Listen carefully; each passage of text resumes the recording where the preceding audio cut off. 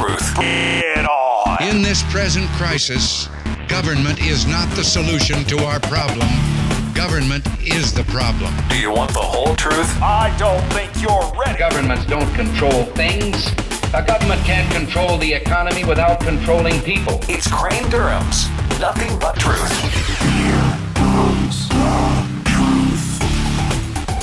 Well, good evening, good afternoon, wherever you are.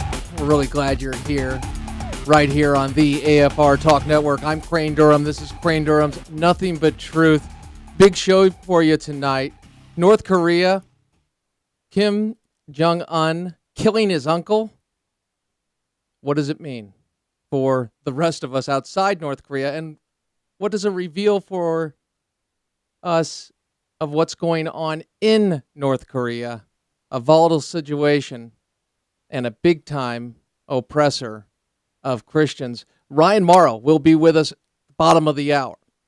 We're also going to be speaking with Seton Motley about Tingles Matthews. That's right, Blondie really just had a great time last night, and he said some things with a former Republican strategist, or is he still a Republican strategist? Maybe.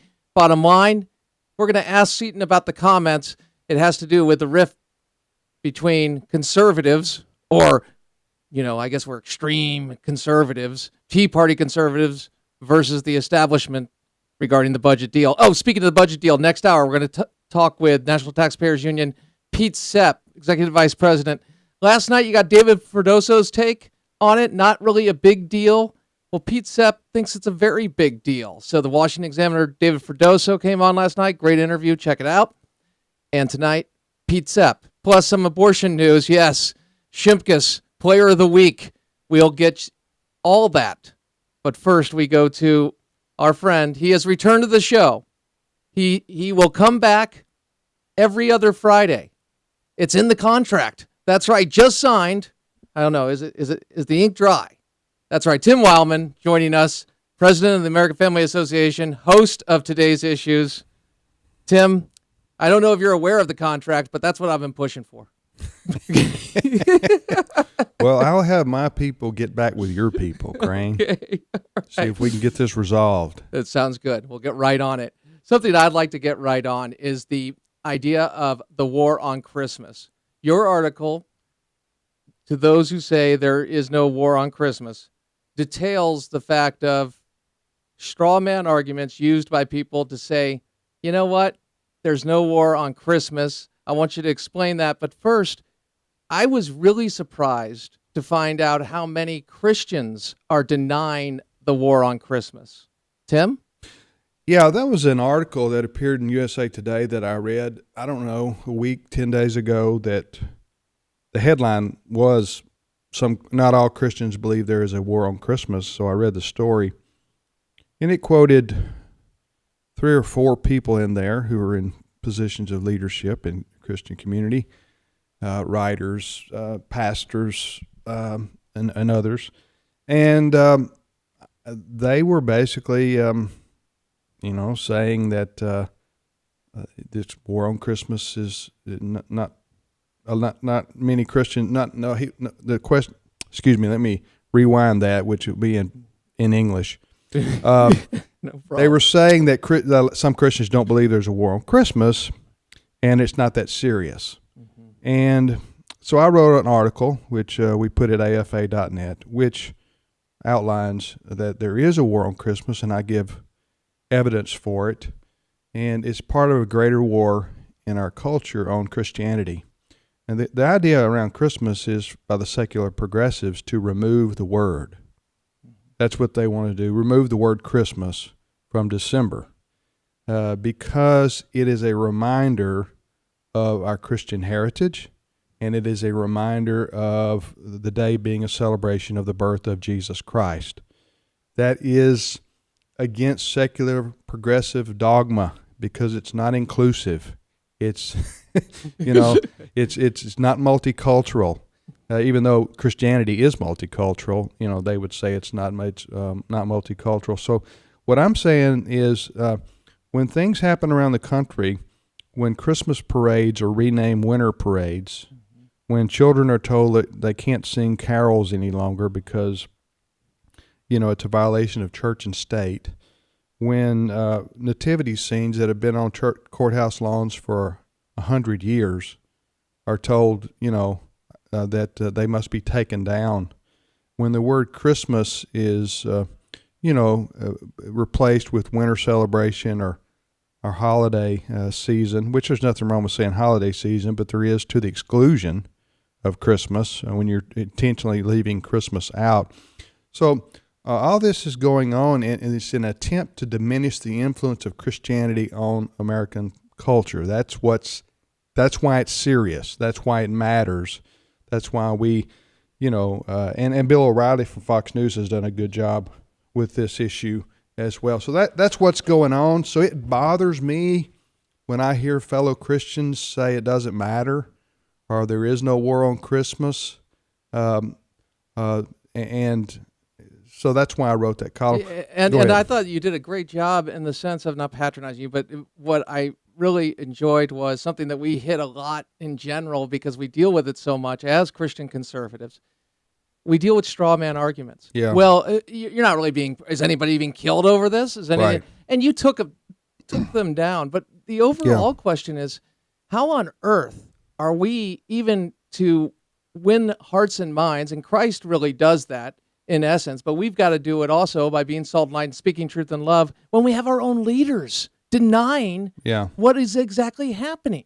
Yeah, one of the arguments, one of the leaders in that article, Christian, one of our sisters in the Lord in that article, she made was that, if there is no physical persecution or civil rights are being denied, then we really shouldn't be complaining.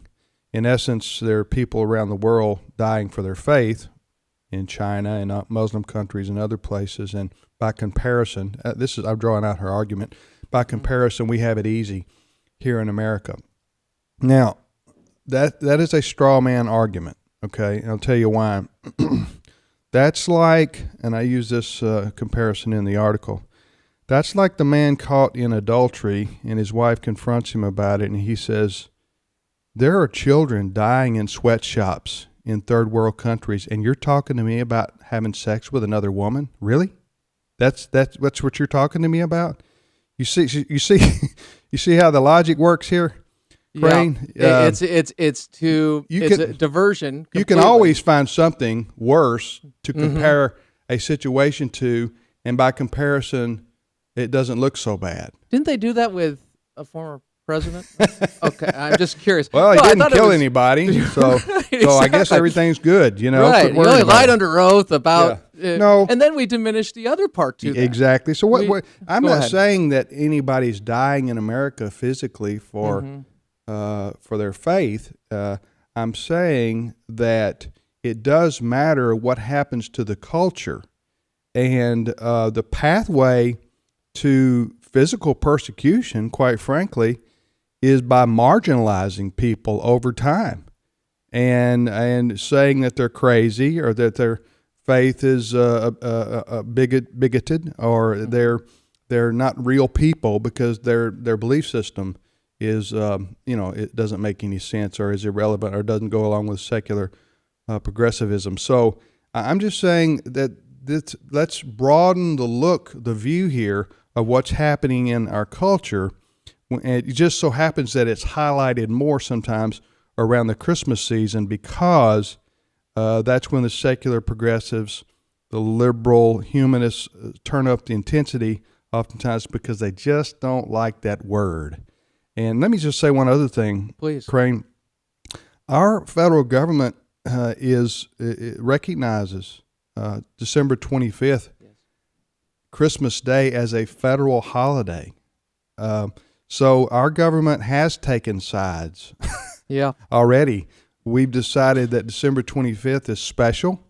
It's Christmas Day. It's the celebration of the birth of Jesus Christ. And our country is going to recognize it. And so, I didn't pass that law. It was passed, I don't know how many decades. It was by President Grant, 1870, after the most divided we've ever been in the Civil War. It was the unifier that everybody recognized. Yeah, so I'm sure it was passed by Democrats and Republicans alike. And so it's been that way for how long ago is that? 150 years or so.